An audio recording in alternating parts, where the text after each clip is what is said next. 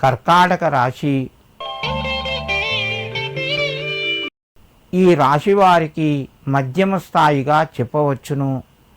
కొన్ని గ్రహాలు వక్రీకరించడం వలన ముందుకు వచ్చిన పనులు కూడా వాయిదా పడే అవకాశాలు ఉన్నాయి.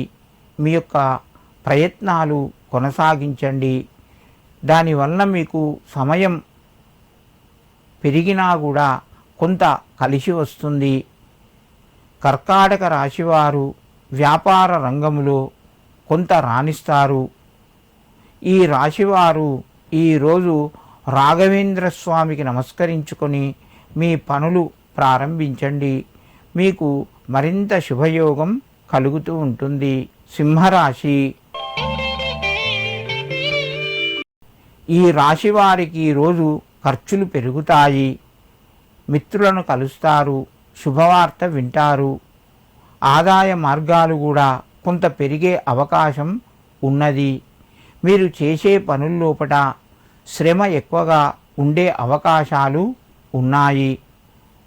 ఈరోజు మీ యొక్క కులదేవతకు నమస్కరించి శ్రీ గురవే నమః అని చెప్పి 5 సార్లు చదువుకొని మీ పనులు ప్రారంభించండి. మీకు మరింత శుభయోగం కలుగుతూ ఉంటుంది. కన్యారాశి. ఈ రాశి వారికి ఈరోజు మధ్యమ స్థాయిగా చెప్పవచ్చును. ప్రయత్నాలు కొంత ముందుకు వెళ్తాయి. దూర ప్రయాణాలు కొనసాగుతాయి. చిన్ననాటి మిత్రులను కలుస్తారు. ఆనందకరమైన విషయాలను వింటారు. విందు వినోదాల్లోపట పాల్గొనే అవకాశం ఉన్నది. ముఖ్యమైన నిర్ణయాలు కొన్ని వాయిదా పడవచ్చును.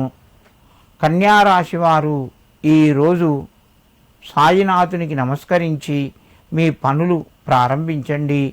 మీకు మరింత శుభయోగం కలుగుతూ ఉంటుంది.